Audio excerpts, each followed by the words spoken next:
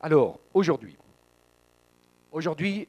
c'est un jour particulier et un jour d'opportunité, vous le savez ça, parce qu'on avait la joie d'avoir donc Manu, dit Emmanuel, mais Manu pour tout le monde, et Rebecca, son épouse, et leurs enfants.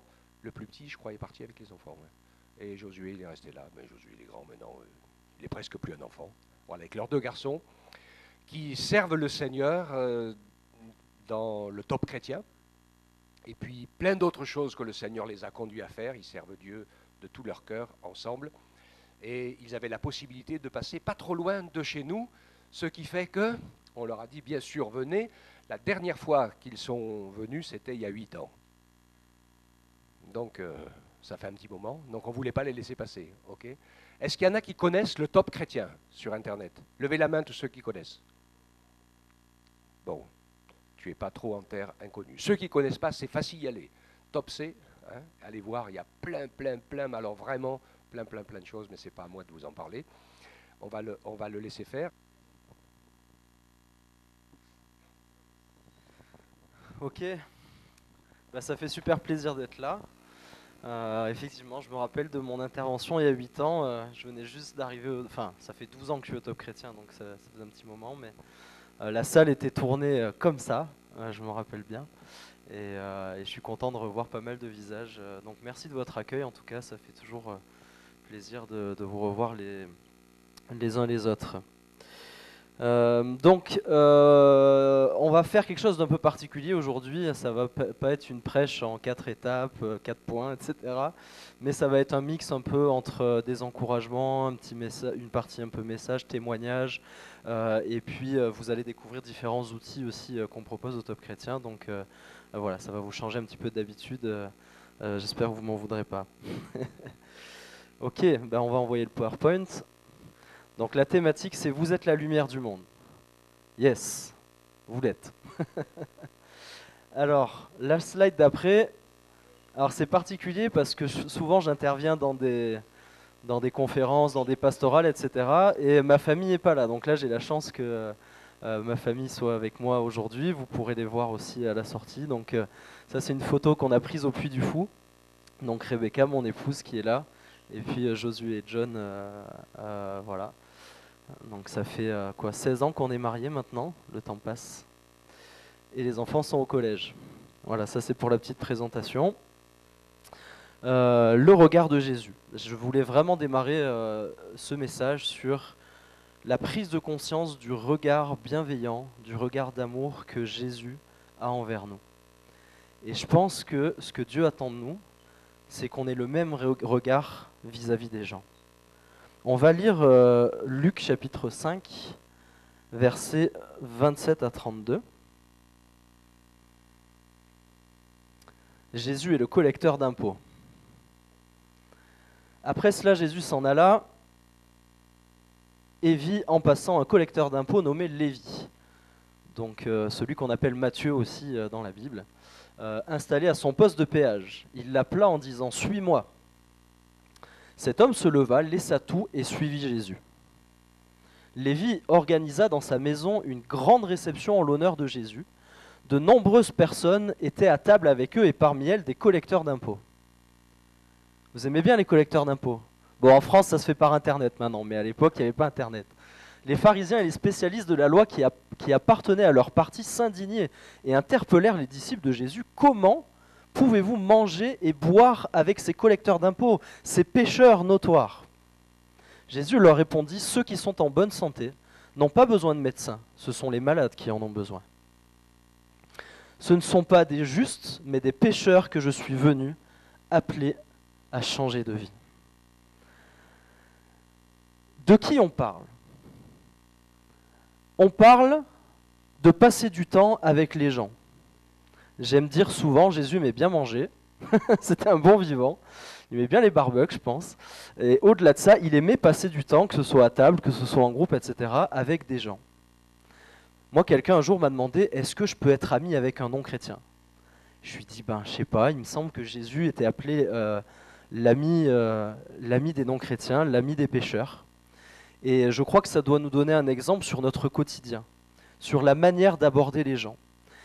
Et des fois, on se dit, ok, quand je lis un passage comme ça, je vais penser donc à l'époque, les collecteurs d'impôts semblaient être des pêcheurs notoires, donc visiblement avec les finances, ils faisaient des choses pas très nettes.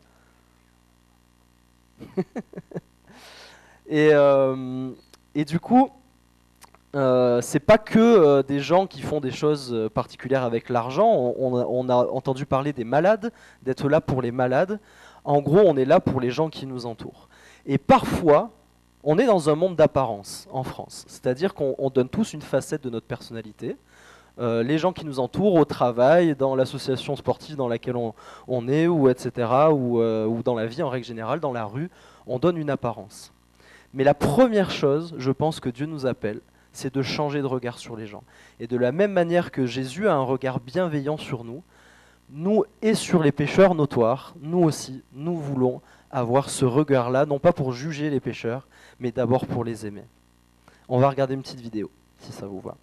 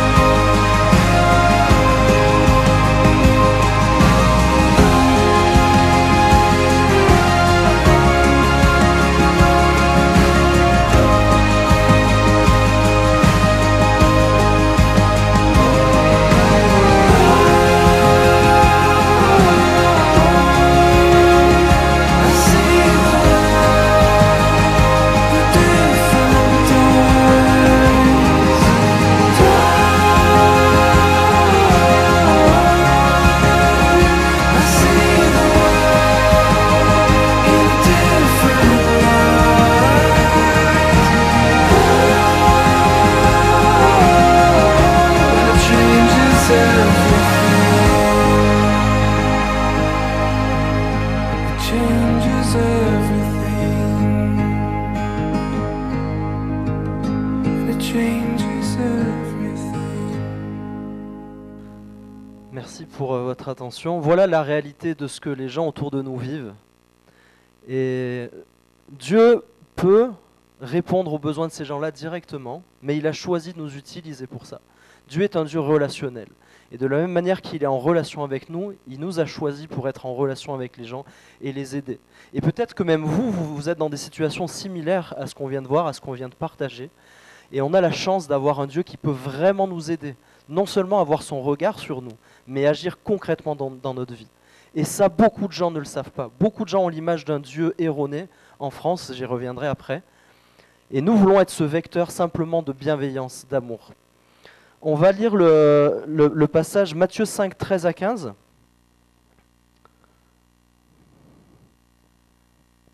Vous êtes le sel de la terre. Si ce sel perd sa saveur, avec quoi le salera-t-on ? Ce sel ne vaut plus rien, il n'est bon qu'à être jeté dehors et piétiné. Vous êtes la lumière, donc on a parlé du sel, la saveur. Après, vous êtes la lumière du monde. Une ville au sommet d'une colline n'échappe pas au regard. Et enfin, le verset 15, il en est de même d'une lampe. Si on l'allume, c'est pas pour la mettre sous une mesure à grains, c'est pas pour l'enterrer. Au contraire, on la fixe sur un pied de lampe pour qu'elle éclaire tous ceux qui sont dans la maison. Et c'est notre rôle. Il ne s'agit pas de se croire meilleur que qui que ce soit, il ne s'agit pas de se croire meilleur que les non-chrétiens, etc. Mais il y a une saveur qui est en nous, c'est celle de Dieu, que l'on doit partager, parce qu'on sait ce que Dieu est capable de faire dans une vie. On va revenir au PowerPoint.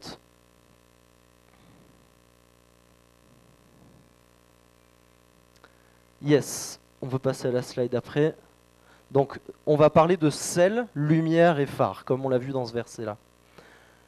Vas-y, tu peux déjà passer à la slide d'après. Saveur pour Dieu. Tout commence par là. On ne peut pas donner de la saveur aux autres, on ne peut pas donner de la joie, on ne peut pas donner de la consolation, on ne peut pas donner de la paix si on ne le reçoit pas. Et tout commence par recevoir de Dieu. La priorité dans nos vies, notre relation avec Dieu. Passer du temps avec lui, à échanger, à prier, à le louer, à discuter avec lui, à l'écouter aussi. Dans nos milieux évangéliques, parfois on prend beaucoup le temps de parler à Dieu, mais pas beaucoup de l'écouter. Tout commence par là. On ne peut pas donner de la saveur si on n'en a pas. Ensuite, la saveur pour soi, pour son conjoint, pour ses enfants. Très important. Des fois, on veut changer le monde et moi, pendant longtemps, je suis un mec très ambitieux, des grands projets, des grands rêves, de voir Dieu agir pour la France et tout ce que vous voulez. Mais en fait, si on n'est pas fidèle déjà dans notre foyer, dans nos maisons, et croyez-moi, vous allez le voir après, je suis loin d'être un bon exemple, mais je me soigne et j'essaye de progresser. Mais super important, quand on parle d'aimer son prochain, ça commence par s'aimer soi-même, et ça commence par aimer son conjoint, ou pas si on est célibataire, hein, prendre soin aussi de soi, et ses enfants. Et donc, en parlant de bon mari ou bon papa, vous allez voir que beaucoup de choses qu'on a vécues dans notre vie avec Rebecca, on va dire ces 7-8 dernières années, ont démarré avec une dispute. Donc ça vous dit combien je suis un mauvais mari, puisque en fait ça faisait à peu près 2 ans qu'on avait créé des amitiés avec des gens de notre voisinage. En particulier une famille, et donc ça faisait 2 ans qu'on passait notre temps à faire des barbecues, prendre l'apéro ensemble, discuter, échanger, et on avait eu l'opportunité de leur parler de Dieu X fois. Et en fait, on revient de congé dans la voiture avec Rebecca, je m'en rappelle très bien, et là je dis à Rebecca, je lui dis franchement avec ces voisins-là, je les aime, mais il n'y a rien qui change dans leur vie. Pourtant j'ai eu l'occasion de parler de Dieu, etc., rien ne change. Donc on perd notre temps. Moi, j'avais déjà un agenda blindé, je suis quelqu'un d'assez occupé, assez actif, et je disais, on va continuer à être leur ami, mais on va arrêter de prendre tout ce temps pour eux, etc. Et là, Rebecca me dit, je suis pas d'accord avec toi, je pense qu'il faut qu'on les aime comme ils sont, qu'on continue à les aimer, etc. Et le lendemain matin, je me suis réveillé avec des convictions très très fortes qui ont été à l'origine de ce que vous allez découvrir après, de beaucoup de choses. La première, c'est que c'est ma femme qui avait raison, n'est-ce pas, messieurs? La deuxième, c'est que ces voisins-là, il fallait que je les aime, effectivement, comme ils sont jusqu'à leur mort. Peu importe qu'ils acceptent Jésus ou pas. C'est ça l'amour désintéressé. Et de la même manière que Dieu m'aime comme je suis, je dois apprendre à aimer l'autre comme il est et l'aimer jusqu'au bout. La troisième chose, ça va peut-être vous choquer, Dieu m'a dit arrête de manipuler les gens.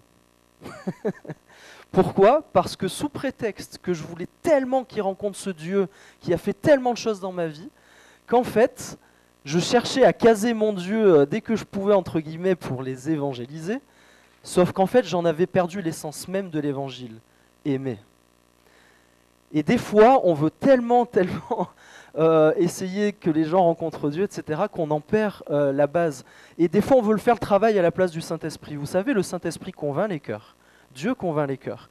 Mais quelle est notre part ? Qu'est-ce que Dieu nous demande ? De les aimer, simplement. À partir de ce jour-là, avec cette famille de voisins, et puis d'autres voisins aussi avec qui on était amis, j'ai pris la décision de ne plus parler de Dieu. Et j'avais vraiment reçu cette pensée ce matin-là, ne parle plus de moi, mais juste aime les gens.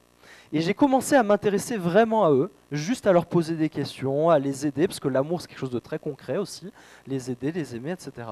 Et en l'espace de 2-3 semaines, ça n'a pas tardé, j'ai eu plus d'impact en 2 semaines que ce que j'ai eu en 2 ans d'amitié, puisque en fait, c'est eux après, au bout de 2 semaines, qui me harcelaient de questions sur Dieu, alors que j'avais décidé de plus en parler. Et si on peut aller à la slide d'après. Voilà, bon, ça c'est une image des voisins, des fois pénibles, mais qu'on veut aimer comme ils sont. Bon, ça va, nous, nos voisins n'étaient pas trop pénibles, bien que le gars en question, de la famille en question, était souvent en train de nous vanner sur Dieu, sur l'évangile, etc., de se moquer en fait. Et puis, il voulait plus parler de Dieu. Et puis, comme je dis, après, c'est lui qui me harcelait de poser des questions sur Dieu. On peut passer à la slide d'après. Et donc être la lumière, donc être le sel, ça commence par des choses toutes petites, et puis petit à petit être la lumière. On va passer. Je pense qu'on va passer aussi sur le verset, sinon ça va faire trop long. Vas-y, tu peux revenir à la diapo, s'il te plaît. Vas-y, avance encore. Voilà, par exemple, donc ça c'est ce que je racontais à la réunion d'hommes hier, pour ceux qui étaient là. Un des impacts aussi qui a eu lieu dans ce temps très court où j'ai décidé de ne plus parler de Dieu, c'est un adjoint au maire qui a fini, je vous fais la version très courte, hier j'ai raconté tous les détails, mais un adjoint au maire qui a fini chez moi en train de crier à Dieu, en train de pleurer. Il se trouve que juste pendant ces 2-3 semaines, je l'avais juste contacté pour prendre des nouvelles, il avait fait une tentative de suicide et ne s'était pas suicidé juste parce qu'il avait reçu mon message. Et là il finit en train de crier à Dieu alors que moi je m'étais donné pour point d'honneur de ne pas parler de Dieu. Et comme quoi, parce que je m'étais intéressé à lui, je l'avais aimé. Et il a été délivré ce soir-là de 30 ans de cauchemars. Il faisait des cauchemars quasiment toutes les nuits, qui tuaient des gens ou qu'on le tuait, un truc très, très space. Et en fait, j'ai jamais vécu autant de miracles et d'impact dans la vie des gens que du jour où j'ai décidé de plus parler de Dieu. Donc c'est assez paradoxal. Mais ce que Dieu voulait me dire, c'est que c'est vraiment l'importance d'aimer les gens comme ils sont et de les aimer profondément. Et vous imaginez pas l'impact que vous pouvez avoir dans la vie des gens simplement en les aimant de manière régulière, concrète. Je reviens juste sur la slide d'avant. Ouais. Vous savez, moi je suis un gars très projet. Je suis un fonceur, j'aime lancer des projets, je suis scientifique de base, je suis ingénieur web de métier, j'aime rêver, lancer des choses, etc. Mais un jour, un ami à moi m'a dit qu'est-ce qui est écrit dans la Bible ? Est-ce qu'il est écrit aime ton projet comme toi-même ? Non. Aime ton prochain comme toi-même. Et des fois, c'est une petite parenthèse mais importante, on veut lancer des grands projets qui vont révolutionner l'Église, qui vont révolutionner les gens, etc. Mais en fait, le projet de Dieu, ce sont les gens. Et ce sont nous d'abord. C'est-à-dire qu'en fait, le projet de Dieu, au-delà de ce que Dieu vous amène à développer, parce que Dieu est aussi un Dieu de projet, mais en fait, son projet, c'est vous. C'est qui vous allez devenir, c'est comment vous allez évoluer, c'est la dimension de pardon, la dimension d'amour, la dimension de bienveillance, la dimension du bon caractère que vous allez développer. Et c'est ça le projet de Dieu. Et en fait, plus vous allez grandir en maturité par rapport à Dieu, plus les projets auront de l'impact. Mais n'oubliez jamais ça, aime ton prochain et pas ton projet comme toi. C'était une petite parenthèse importante. Ok, on a parlé du sel, on a parlé de la lumière, on a parlé du phare. Je crois que justement, quand on est fidèle dans les petites choses, Dieu nous en confie des plus grandes.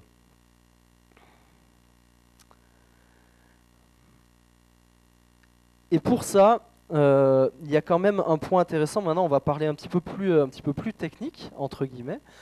Moi, ça a été une révélation de Dieu, vraiment, de comprendre l'importance d'aimer les gens. C'est pas quelque chose qui est naturel chez moi, hein, ma femme pourrait vous le dire. J'essaye d'apprendre à aimer encore aujourd'hui. Mais de manière générale, il faut comprendre qu'on est dans une société aujourd'hui qui est très déchristianisée. Aujourd'hui, on a 50% des gens qui sont sans religion en France. Si on compte les athées plus les agnostiques, on est à 70% de gens qui sont complètement déchristianisés aujourd'hui, avec je crois que c'est 40% d'agnostiques, c'est-à-dire des gens qui disent pas qu'il n'y a pas de Dieu, mais qui hésitent, qui doutent est-ce qu'il y a un créateur ou pas, etc. Et puis 30% d'athées fermes, c'est-à-dire de gens qui sont convaincus qu'il n'y a pas de Dieu, que Dieu n'existe pas. Et en fait, on est dans une société laïciste, je dirais. La laïcité en soi est bonne, mais on en a fait quelque chose d'excessif, évidemment.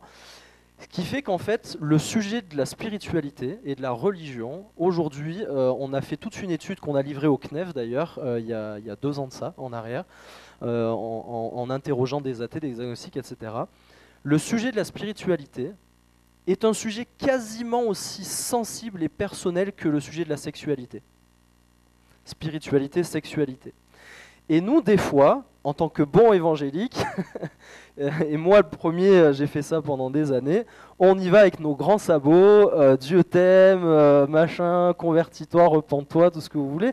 Et encore une fois, il n'y a rien de mal à ça. Si le Saint-Esprit nous pousse à parler de Dieu, de le faire de manière directe, bien sûr, il faut le faire. Mais de manière générale, il faut comprendre le monde qui nous entoure aujourd'hui. Le sujet de Dieu, le sujet de la spiritualité, le sujet de Jésus est un sujet assez tabou, assez sensible. D'où l'importance d'apprendre à aimer. Aujourd'hui, plus de 80% des gens qui se convertissent à Jésus, c'est au travers d'une relation d'amitié avec un chrétien. Donc ça se joue sur la durée, ça se joue sur le fait d'aimer sur la durée. Dans les 20% qui restent, il y a une bonne partie qui concerne l'école du dimanche, les enfants qui sont accompagnés à ce niveau-là, etc. Et moi, je suis contre aucune forme d'évangélisation, d'accord, l'évangélisation directe, etc. Mais aujourd'hui, les statistiques sont claires. Nous, souvent, on parle, ça c'est les 7 étapes de la relation, d'accord? Je vais juste vous les expliquer très rapidement. L'étape 1, c'est le premier contact. C'est bonjour, au revoir, il fait beau, il pleut. Et des fois, ça nous paraît bête, ce genre de discussion, mais c'est comme ça que ça commence. Et c'est super important.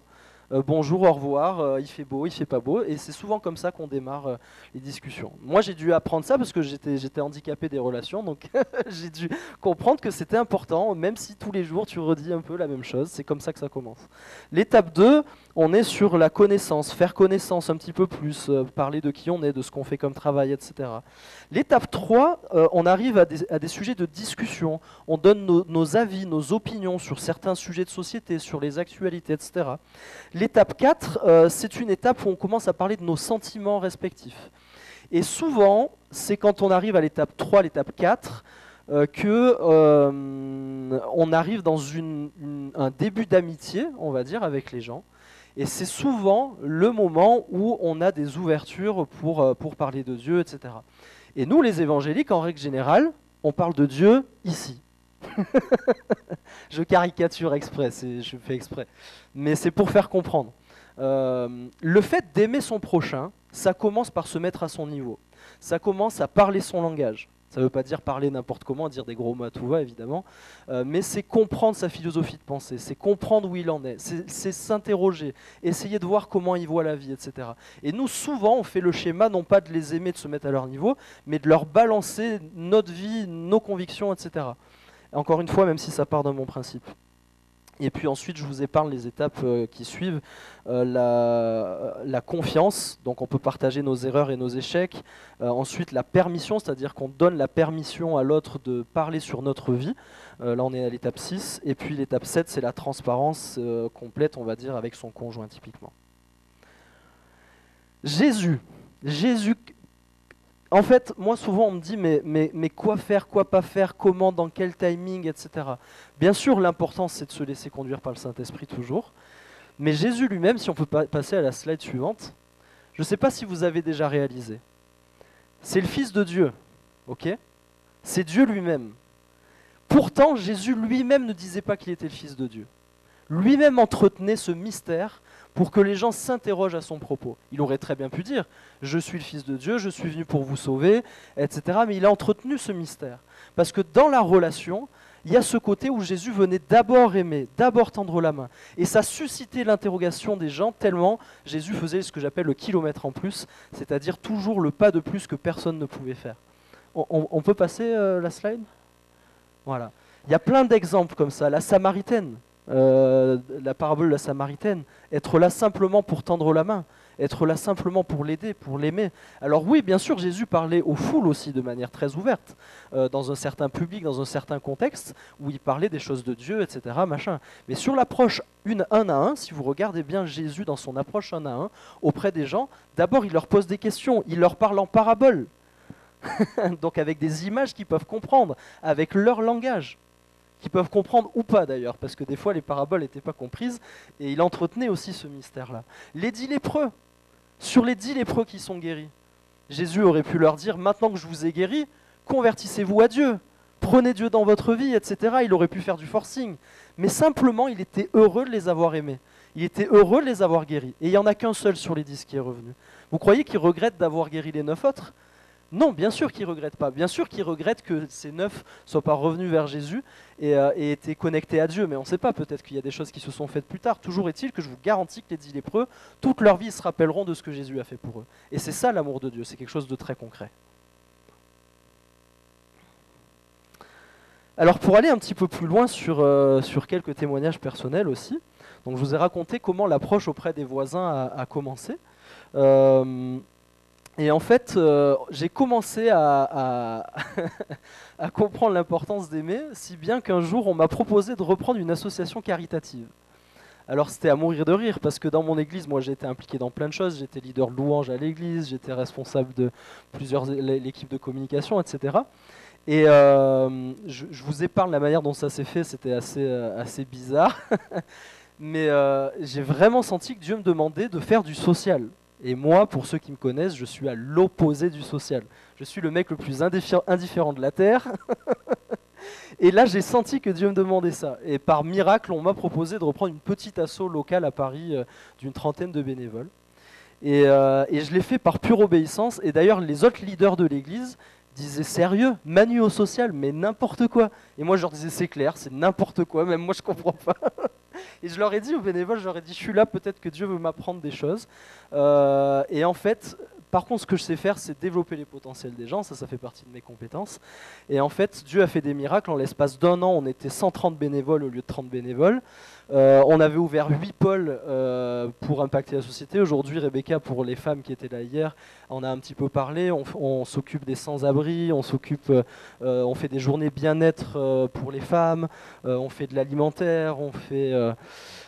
qu'est-ce qu'on fait encore? Du vestimentaire aussi, avec tout un modèle économique autour des vêtements, de l'accompagnement social. Enfin, je ne suis pas là pour vous faire la pub de l'association qui s'appelle Coup de pouce, mais pour vous dire que je me suis retrouvé dans le caritatif, et c'est important, ça fait partie de la parole de Dieu, prendre soin de la veuve, de l'orphelin, de l'étranger. Et ça aussi, c'est aimer. Aimer, c'est pas que ça. Quand on dit aimer, des fois dans les églises, on me dit « Ah ok, il faut qu'on fasse un truc dans le social, etc. » En fait, je ne veux pas que vous repartiez de ce matin avec cette idée-là. Bien sûr, je vous encourage à fond à faire du social. C'est important, c'est dans le cœur de Dieu. Mais c'est beaucoup plus large que ça, aimer. Ça commence encore une fois par son conjoint, ses enfants, les gens de sa famille, son collègue de travail à qui je vais offrir un café. Je pourrais raconter tellement de témoignages. Je me rappelle d'une fille en Suisse, là on parlait avec Rachel, là, qui est suisse ce matin, qui a juste eu à cœur d'être encouragée d'aimer ses collègues de travail et ses chefs en leur offrant des cafés un petit peu régulièrement. Ça paraît rien, offrir un café. Et bien juste en offrant un café, elle a eu des opportunités de parler aux gens, et elle avait un projet à cœur de monter une structure pour vraiment... c'est un cabinet de médecins, pour vraiment prendre soin des gens qui psychologiquement avaient des difficultés, etc. Et il se trouve qu'au bout de quelques semaines où elle a juste offert des cafés et eu l'occasion de parler de ce qu'elle avait sur le cœur en termes de projet pour prendre soin des gens, les médecins se sont tous cotisés, sans rien lui dire, pour lui offrir une somme monumentale pour qu'elle crée sa structure et qu'elle puisse prendre soin des gens. Et aujourd'hui, elle a un impact de fou dans la vie des gens, en Suisse, etc. Et j'ai plein de témoignages comme ça. Des fois, on en fait une montagne et ça commence par offrir un café. Ça commence par inviter à manger son voisin, offrir une boîte de chocolat. Et un petit témoignage de coup de pouce aussi. il y a 2 ans de ça, il y a une personne qui finit à la rue du jour au lendemain, une femme. Certains qui suivent ma lettre de nouvelles ont peut-être entendu ce témoignage. Mais une femme, moi je demande à tous mes bénévoles, donc on devait être 150 bénévoles à peu près à ce moment-là, qui peut recevoir cette dame à la maison? Pas de réponse. Pourtant, on est dans une œuvre caritative, hein, donc c'est censé être la base de tendre la main. Après, je jette la pierre à personne. Hein.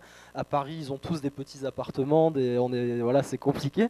Mais personne répond, je relance, personne ne peut recevoir cette femme qui a fini à la rue du jour au lendemain. Et donc, je dis, bah, si personne ne le fait, on va le faire. Donc c'est arrivé plusieurs fois avec Rebecca qu'on prenne des gens comme ça qui finissent à la rue du jour au lendemain.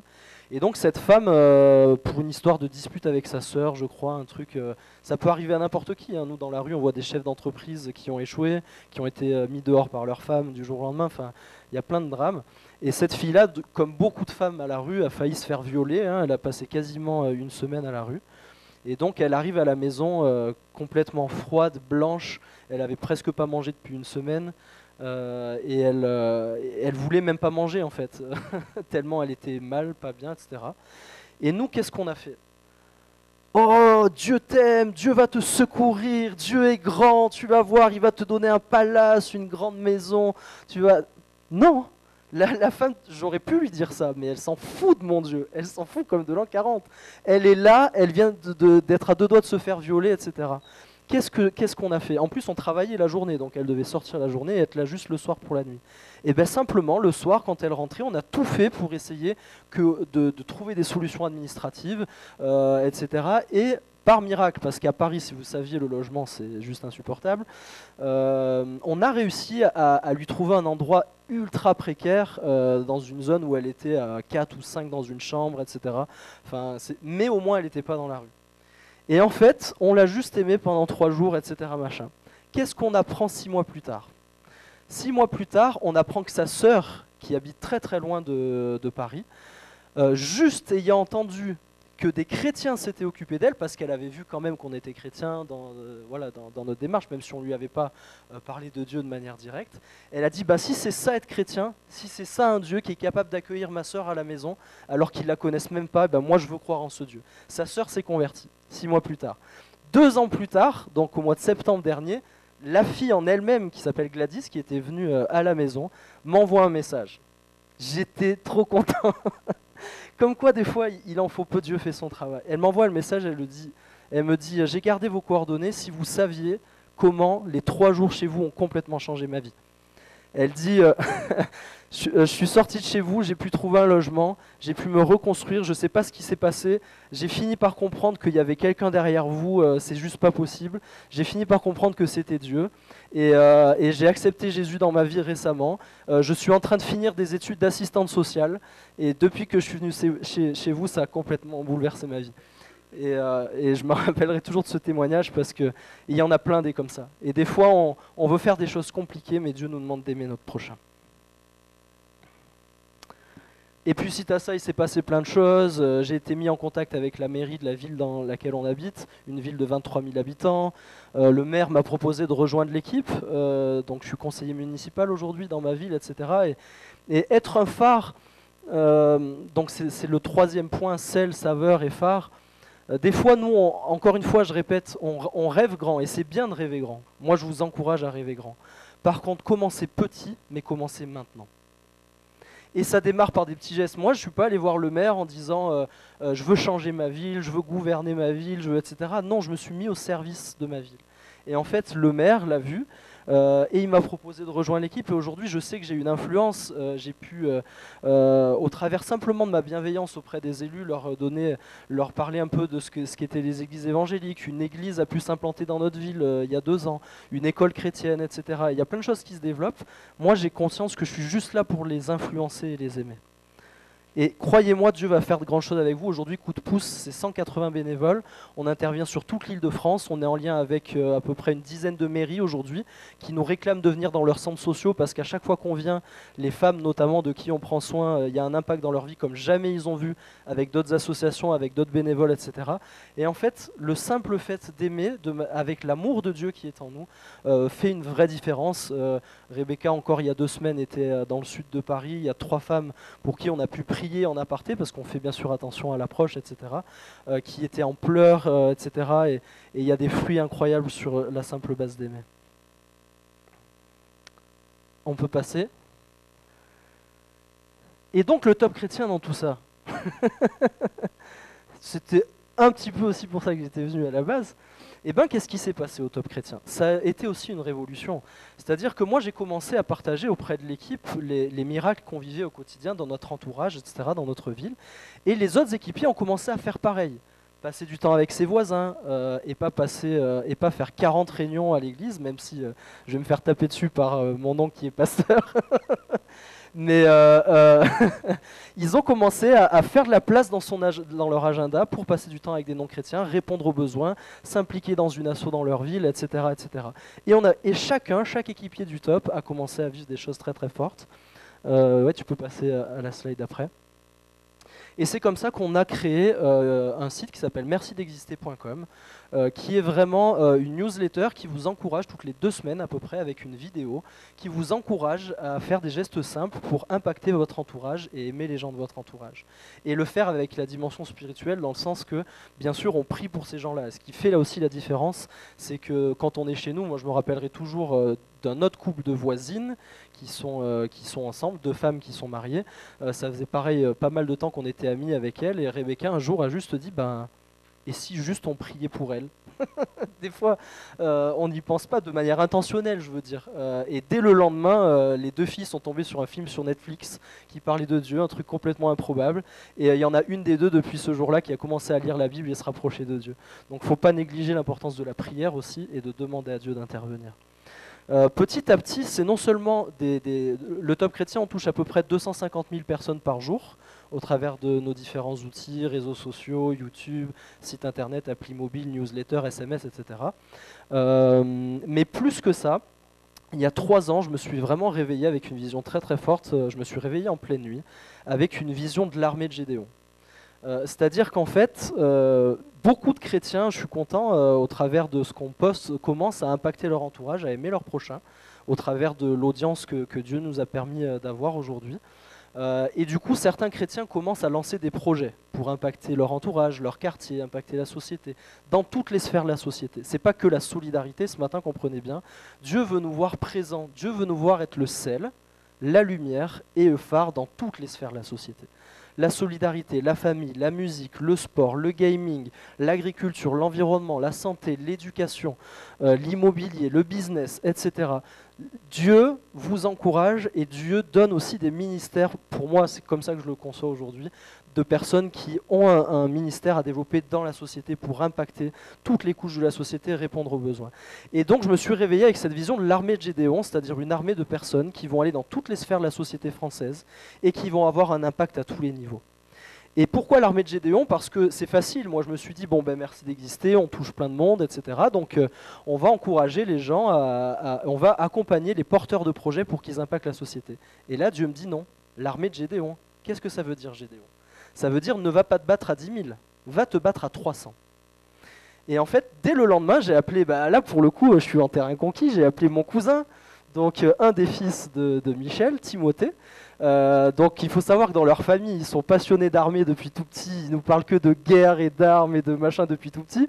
Et j'ai appelé Timothée qui à ce moment-là était encore dans l'armée, donc dans l'armée de terre, qui est tireur dans l'armée de terre. Et je lui ai demandé tout comment fonctionne l'armée, les corps d'armée, les grades, etc. machin. Et au fur et à mesure que Timothée me parlait, c'était incroyable. Tous les grades, les corps d'armée, etc. Je faisais un parallèle avec le projet que Dieu voulait créer dans le futur. Et donc ça, c'était il y a 3 ans. Vous pouvez appeler Timothée, il vous confirmera. Et aujourd'hui, c'est devenu un projet. Donc on a travaillé pendant 3 ans et on a lancé ce projet en septembre dernier. Un projet, c'est une sorte de réseau d'entrepreneurs qu'on va accompagner à tous les niveaux, financiers, communication, juridique, etc., pour que tous les gens que Dieu met à cœur de lancer des projets puissent le faire de manière accompagnée avec des experts dans tous les domaines. Et aujourd'hui, l'armée de Gédéon, pourquoi ? Parce qu'on n'a fait aucune pub sur le Top Chrétien. Il y avait Jérôme tout à l'heure qui me dit « je suis allé voir sur le Top, j'ai pas trouvé le réseau d'entrepreneurs » et c'est normal. J'ai tenu à rester sur la vision, en tout cas court terme, de l'armée de Gédéon. Et en fait, ce qui se passe, c'est que le simple bouche à oreille cartonne, c'est-à-dire qu'on n'a fait aucune communication là-dessus, et on a des entrepreneurs de malades, que ce soit dans le monde associatif ou dans le monde du business, qui rejoignent semaine après semaine ce réseau, qui a pour perspective non seulement d'accompagner les porteurs de projets juniors, permettre aux entrepreneurs seniors de se développer beaucoup plus encore que ce qu'ils développent, et d'avoir un impact dans la société à tous les niveaux. Donc ce réseau s'appelle le réseau Kéris, pour information. Et depuis septembre, ça prend des proportions de folie, puisque l'objectif à terme, c'est qu'on puisse livrer un rapport au gouvernement français. Il y a la Suisse qui démarre, là, la Belgique et le Québec après, où en fait, on va montrer à la société française l'impact qu'on arrive à avoir tous ensemble, avec toutes les structures associatives, entrepreneuriales, etc., sur le nombre de personnes qu'on touche, sur la baisse de la solitude qu'on permet aujourd'hui, sur la baisse de la criminalité, sur l'augmentation du bonheur national brut, etc. Toutes des données hyper pragmatiques avec des vidéos qui montrent l'impact de plein de structures qui sont dans le réseau, pour montrer aujourd'hui à la société la valeur ajoutée qu'on donne, la bienveillance qu'on apporte. Et au jour d'aujourd'hui, c'est incroyable les proportions que ça a pris. Le CNEF est devenu, le Bureau national a validé le mois dernier d'être à fond dans le projet, de créer un comité théologique sur l'Église dispersée, c'est-à-dire l'Église en dehors de ses 4 murs, et donc pour faire influencer les pasteurs un petit peu de toutes nos églises évangéliques en France sur l'importance d'encourager les entrepreneurs, les personnes qui impactent la société, etc. On a 200 associations avec les associations familiales protestantes. Là, j'en parlais avec Didier qui connaît bien la présidente ce matin. Tout un collectif de réseaux d'entrepreneurs, les hommes d'affaires du plein évangile, ICCC, ID2R pour ceux qui connaissent, et plein de gros partenaires comme ça qui rejoignent le projet. Et en fait, les gens qui avaient une vision, je suis désolé, j'y vais cash, hein, mais j'en parlais hier. Aujourd'hui, quand je fais des audits d'églises, parce que j'ai aussi une société qui fait des audits pour les églises, 90 à 95% des chrétiens, on leur demande de s'impliquer dans l'église. Et j'ai rien contre ça. Il y a des personnes appelées dans l'église, mais c'est complètement disproportionné aujourd'hui. On devrait être peut-être à 50-50, c'est-à-dire 50% que Dieu appelle à prendre soin des chrétiens, être dans l'église, etc. Mais aussi des gens qu'on encourage et qu'on valorise pour impacter la société. Et aujourd'hui, moi je crois à fond là-dedans, je suis content que le CNEF suive de manière plus que forte. Et tout ça a commencé avec une dispute avec ma femme. Voilà. Je vais juste terminer en vous montrant quelques vidéos qui vont venir appuyer un petit peu tout ce que je vous ai expliqué. Est-ce que tu peux passer à la slide d'après, juste voir ?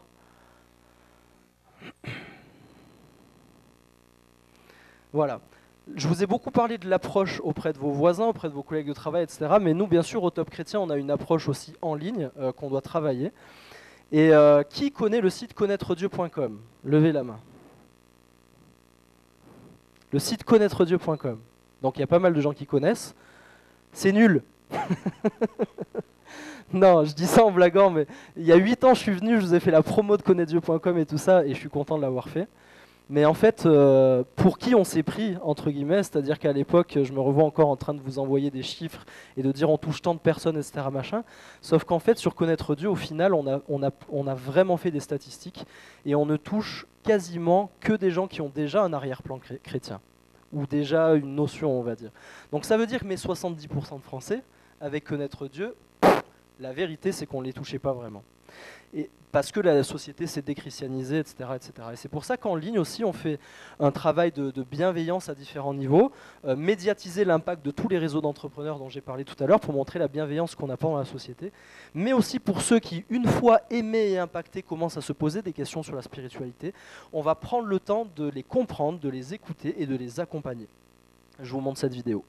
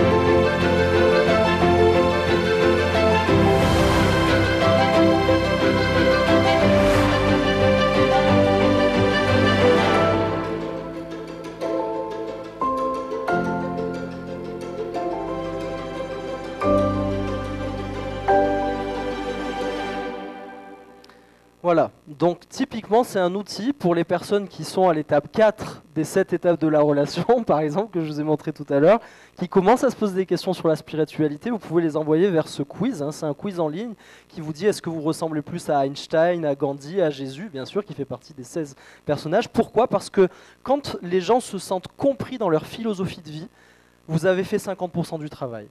Parce qu'ils se sentent écoutés, ils se sentent aimés, ils se sentent compris dans la manière dont ils voient la vie, la notion d'un concepteur. Et c'est pour ça qu'après ce quiz, pour ceux qui veulent aller plus loin, on leur partage ce qu'on appelle le grand voyage, c'est-à-dire on leur parle des grandes questions existentielles, la formule du bonheur, la vie après la mort, la compréhension peut-être d'un créateur qui aurait créé l'univers.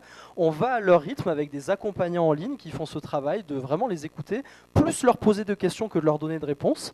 Et en fait, on se rend compte qu'ils cheminent eux-mêmes et qu'en fait, ils arrivent vers la foi, souvent même en les aiguillant, mais par eux-mêmes. Et c'est comme ça que petit à petit, je ne peux pas vous montrer toutes les vidéos évidemment de ce schéma-là, on va se mettre à leur niveau, les accompagner et les amener bien sûr à la fin sur le fait qu'il y a une logique, que ce créateur est un visage. Et c'est comme ça qu'on arrive au concept de Jésus, qu'on leur présente Jésus. Et c'est seulement à la toute fin de ce parcours qu'on va découvrir le site Connaître Dieu, qui reste évidemment intéressant une fois que les gens ont pu avoir été accompagnés et faire ce parcours-là, avec notamment la lettre d'amour du Père, que vous connaissez tellement, où on sait que les gens, là par exemple, il y a un médium il y a quelques mois qui s'est converti, simplement parce qu'on a pris le temps de le considérer dans la manière dont il voyait les choses, dans la manière dont il voyait les guérisons que le guérisseur lui-même faisait aux gens, etc. Et en fait, il s'est approché de Dieu. Et à la fin, donc bien sûr, on les amène à la Bible, qui est le cœur de tout et qui parle mieux que personne. Je vous laisse avec cette vidéo de la lettre d'amour du Père.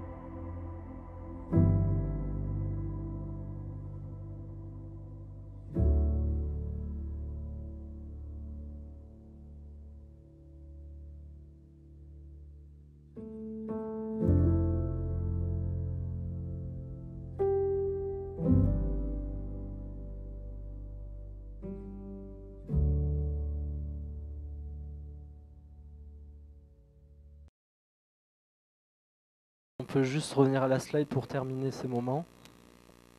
Au PowerPoint. Ouais. Ça c'est bon, on vient de le voir. Vous allez me dire, qu'est-ce qui va nous parler de football? Le mec, il veut faire la pub du PSG. Pas du tout. Je vais terminer avec ça. Encore une fois, je vais me faire taper dessus par les pasteurs, mais c'est pas grave. Non, je connais mon oncle, je sais qu'il comprend tout à fait tout ça. Et de toute façon, j'ai pas peur. Je parle même en pastoral de ces choses-là, donc j'ai aucun problème. L'église, c'est ça. L'église, c'est les vestiaires. Et c'est important. C'est là qu'on se forme, c'est là qu'on grandit, c'est là qu'on s'encourage, c'est là qu'on s'entraide. Mais c'est les vestiaires. Jésus a dit dans Matthieu, allez, faites de toutes les nations des disciples. Allez, et pas attendez que les gens, parce que j'ai fait une com sur Facebook ou sur Insta, viennent s'asseoir sur la chaise le dimanche. Et tant mieux si ça arrive, évidemment. Mais Dieu a dit, allez là où sont les gens, allez dans toutes les sphères de la société, passez du temps avec eux, aimez-les. Et c'est là qu'est le vrai terrain de jeu. Le vrai terrain de jeu se situe là où se trouvent les gens. Et on doit briller, on doit être cette lumière, cette lampe qu'on ne va pas cacher, mais cette lampe qui est le reflet de Jésus au travers de nos vies. Les gens doivent le voir. Et pour ça, on doit aller là où ils sont. Si tu peux passer. Et pour ça, je vais terminer avec une dernière vidéo que je vous laisserai à la toute fin, qui est un outil pragmatique qui permet non seulement aux églises de développer le discipulat, c'est-à-dire qui permet à la fois aux chrétiens de recevoir des choses de la part de Dieu, mais de manière très concrète de passer à l'action auprès des gens de notre entourage, avec le principe de cercle d'influence, etc. Donc on a développé un outil qui vient juste de sortir, donc vous faites partie des tout premiers à qui je présente cette nouvelle appli mobile du Top Chrétien, qui est juste un outil. Ça reste un outil qui est intéressant, qui va être un très bon outil pour les groupes de maison aussi, puisque on a vu que la croissance des chrétiens et l'impact dans leur entourage fonctionnent vraiment bien quand c'est fait dans le cadre d'un groupe, parce que dans le cadre d'un groupe, on peut se challenger, s'encourager les uns les autres, à progresser, à grandir, à avoir de l'impact autour de nous. Vas-y, passe, je montrerai la vidéo à la fin, je vais juste finir, voilà. Mais la base, au-delà d'un outil, parce que nous, on développe des outils, mais le plus important, c'est le cœur. Pensez au regard de Dieu sur vous et ayez ce regard sur les gens. Passez du temps avec vous et tout démarre par votre agenda, votre Google Agenda ou votre agenda papier. Je ne sais pas comment vous fonctionnez, mais tout démarre par là. Faites de la place pour passer du temps avec les non-chrétiens et passez vraiment du temps pour les aimer, devenir leurs amis. Cette application mobile, elle vous propose des défis, elle vous propose des actions, mais le but, c'est pas faire des actions pour faire des actions. L'objectif, c'est créer une relation qui va amener à une relation d'amitié, qui va amener à un impact dans la vie des gens. Ouais, vas-y. Je pense que j'ai fini. Donc, allons jouer le vrai terrain de jeu, ok, et gagnons la coupe. Et ramenons la coupe à la maison. Ok, je vous laisse avec cette dernière vidéo de cet outil Connect Me. En tout cas, un grand merci de votre attention. J'étais super content d'être avec vous et j'espère que ça vous a inspiré. Êtes-vous sur le chemin que Dieu veut pour vous? Aspirez-vous à développer une relation plus profonde avec lui, à grandir dans votre foi, avancer et ainsi devenir un disciple 2.0 qui impacte sa génération? Nous avons pensé à vous, à nous, aux disciples que nous sommes appelés à être et à faire. Nous avons ainsi développé Connect Me, la nouvelle application mobile du Top Chrétien. Plus qu'une simple appli, Connect Me est un outil unique et innovant au service des chrétiens et des églises. Avec Connect Me, vous allez prendre de bonnes nouvelles habitudes, transformer votre vie entière, un jour à la fois. Connect Me n'est pas une application mobile comme les autres. Elle vous propose l'aide d'un coach virtuel et des fonctionnalités incroyables. Découvrons-les ensemble. Le coach virtuel vous accompagne tout au long de votre cheminement quotidien. Il vous guidera à travers les différents parcours de croissance en tant que disciple de Jésus.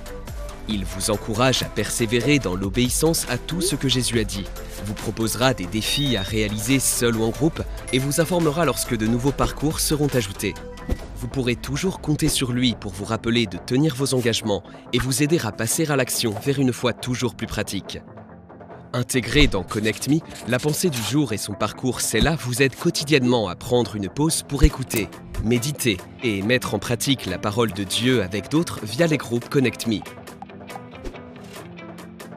Connect Me vous propose des parcours de formation de disciples et du contenu biblique de qualité, résolument tournés vers l'obéissance et le passage à l'action. Connect Me vous propose régulièrement des questions de réflexion, d'introspection et des défis de mise en pratique afin de créer l'impact. Connect Me vous encourage aussi à mettre votre amour en action, avec la mise en pratique des langages de l'amour dans votre entourage. Suivez les parcours de formation seul ou en petit groupe de disciples. Le chat vous permettra de vous encourager les uns les autres. Votre apprentissage et votre engagement tout au long du voyage dans Connect Me sont récompensés. Vous gagnez des points en suivant des parcours de formation, en répondant à des questions de réflexion, en relevant des défis, en animant des groupes et en intégrant Connect Me dans votre routine quotidienne.